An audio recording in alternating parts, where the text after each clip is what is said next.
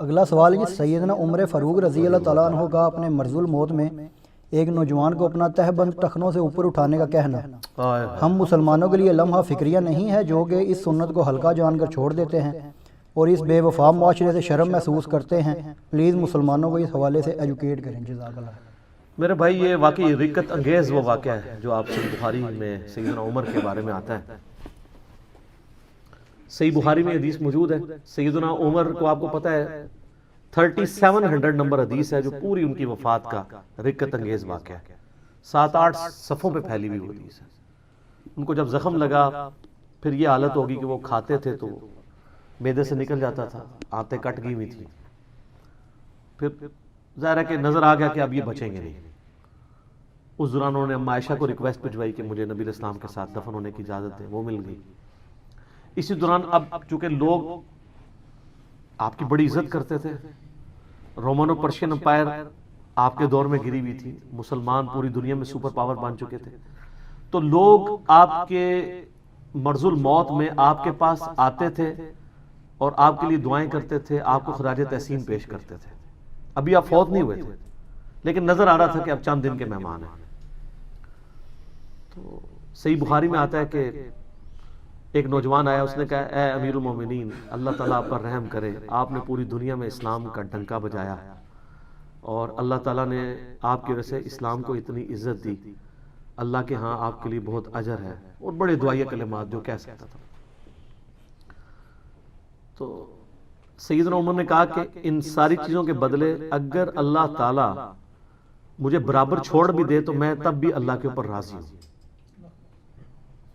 اور ایک روایت میں بخاری کے آتا ہے کہ اگر مجھے پوری زمین کا سونا بھی دینا پڑے آخرت میں اپنے عذاب سے بچنے کے لیے میں تیار ہو جاؤں گا۔ یہ وہ شخص کہہ رہا ہے کہ جس کو جنت کی بشارت کئی دفعہ ملی ہوئی ہے، ٹھیک ہے جی، اور اللہ تعالیٰ نے اس کے ذریعے اتنی بڑی یعنی اسلام کی خدمت لی ہے۔ یہ وہ شخص یہ بات کر رہا ہے، کوئی عام آدمی نہیں۔ تو جب وہ نوجوان اتنے دعائیہ کلمات کہہ کے وہاں سے پلٹا نا، تو اب اس حالت میں جب انسان مرنے کے قریب ہو، کتنی شدید تکلیف میں ہوگا کہ اس کی آنتیں کٹی ہوئی ہوں، خون بھی بند نہ ہو رہا ہو۔ تو اگر معاملہ ہلکا ہوتا تو سیدنا عمر اس کو اوور لک کرتے تھے۔ تو آپ نے اس نوجوان کو واپس بلایا، آپ نے فرمایا کہ ادھر آؤ بیٹا، اپنا تہمت اونچا کر لو ٹخنوں سے، یہ اللہ کے نزدیک تقوی کا باعث بھی ہے اور تمہارے کپڑے بھی پاک رہیں گے۔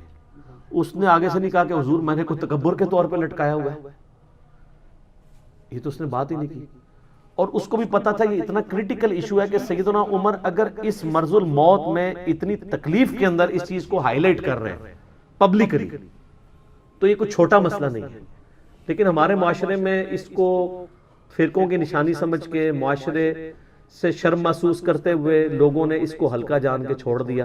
اور آج حالت یہ ہے کہ ہمارے بڑے بڑے علماء ٹی وی پہ بیٹھ کے وہ یہ کہہ رہے ہوتے ہیں انہیں جی تکبر نہ ہوئے تو خیر ہے، خیر ہے، خود بھی عمل نہیں کرتے، اس لیے کہ وہ اس کو کسی ایک فرقے کے ساتھ جوڑے بیٹھے ہوئے ہیں۔ تو آپ ننگے سر کیوں نہیں آ کے کہتے خیر ہے؟ پگڑیاں تو آپ نے اتنی خوبصورت باندھی ہوئی ہیں، واسکٹیں اتنی خوبصورت لگائی ہوئی ہیں، جب شلواروں کی باری آتی ہے، تہمت کو اوپر کرنے کی آتی ہے تو خیر ہے۔ خیر تو یہ بھی آپ ٹوپی میں بھی آ سکتے تھے، اور برا نہ لگے تو لال رومال میں بھی آ سکتے تھے، لیکن چونکہ انہوں نے نشانی بنائی ہے دوسرے فرقے کی، تو دوسرے فرقے کو نیچا کرنے کے لیے ان کو سنت کا بھی خون کرنا پڑے جو واجبیت کی درجہ رکھتی ہے، ان کو کوئی آر محسوس نہیں ہوتی ہے۔ یہ بہت کریٹیکل مسئلہ ہے۔ آپ بخاری مسلم کی اگر احادیث اس حوالے سے پڑھ لینا، یقین کریں آپ کانپ اٹھیں گے۔ لیکن پرنسپل یہ بات سمجھ لیں، بریلوی ہوں، دیوبندی ہوں، اہل حدیث، تینوں ٹخنے ننگے رکھنے کو سنت سمجھتے ہیں۔ میں خود 10 سال دعوت اسلامی میں رہا ہوں، الیاس قادری صاحب ترغیب دلاتے تھے، اب بھی ان کے شاگرد اگر نہ کریں لادہ بات ہے، وہ ابھی بھی ترغیب دلاتے ہیں، اور باقاعدہ فضائل سنت میں انہوں نے لکھا کہ بے وفا معاشرے سے شرم نہ کریں، آپ نبی کی سنت پہ عمل کریں۔ اگرچہ ان کو پتا تھا کہ ہم نے اتنا عرصہ تبلیغی جماعت کو گالیاں دی ہیں، ستھن چھوٹی،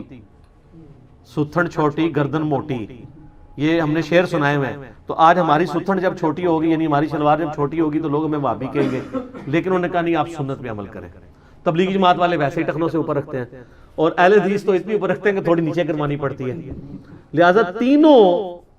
جو مکاتب فکر ہیں اہل سنت کے لوانے والے، ان کا اتفاق ہے کہ پینٹ ہو، تہبند ہو، شلوار ہو، اسے ٹخنوں سے اوپر رکھنا یہ نبی علیہ السلام کی سنت ہے، نماز میں بھی، نماز کے علاوہ بھی۔ البتہ اگر معاشرے سے کوئی شرم محسوس کرے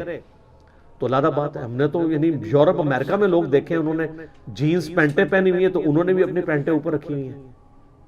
پھر کہانیاں دوسری کرانے شروع کر دیتے ہیں مفتی، وہ کہتے ہیں دیکھیں جی وہ پینٹ آپ فولڈ کر لیں گے، شلوار فولڈ کر لیں گے تو کپڑا تو فولڈ کرنا منع ہے،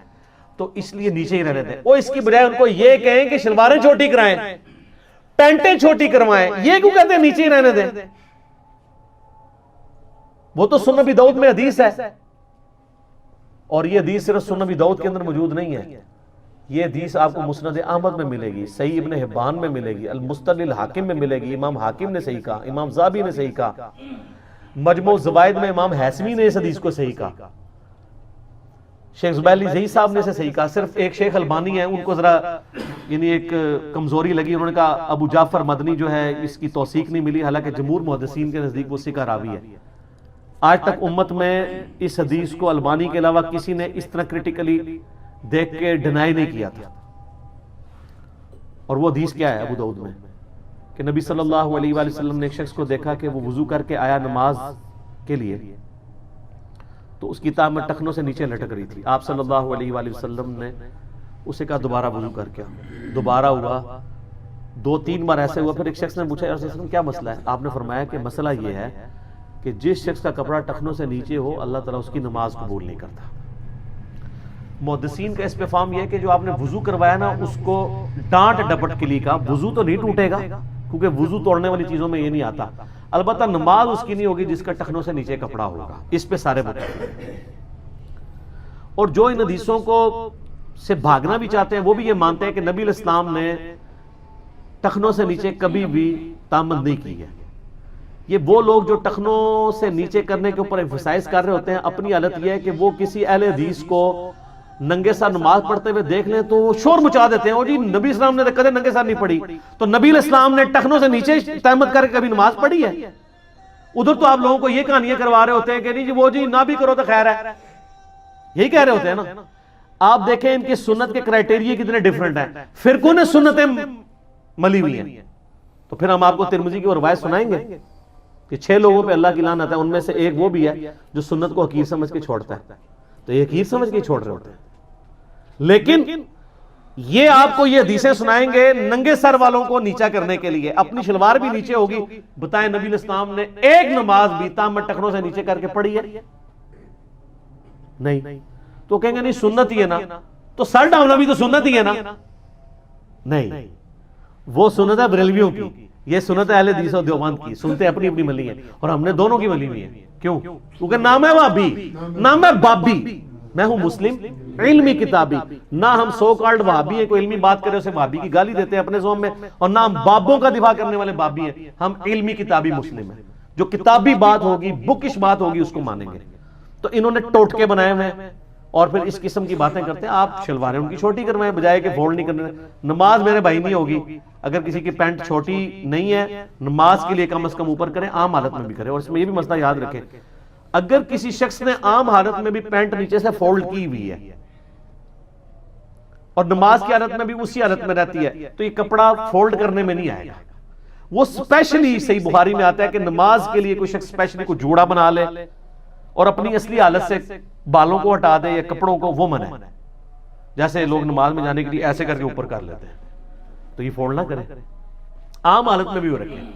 جیسا کسی زمانے میں آپ کو پتا ہے یہ کرتے کا رواج آیا تھا، تھوڑا سا لمبا رکھ کے اینڈ پہ فولڈ کیا ہوتا تھا۔ شلوار تو آج کل بھی فولڈ ہوتی ہے، چاہے اندر ہی ہوئی ہوتی ہے، پرماننٹلی اس کے اوپر وہ بکرم ڈال کے۔ تو جو پرماننٹلی لوگوں نے پینٹ مکمل طور پہ نماز اور نماز کے بعد فولڈ کی ہوئی ہے، وہ اس کی اصلی حالت ہے، وہ فولڈ کرنے میں کبھی بھی نہیں آتی ہے۔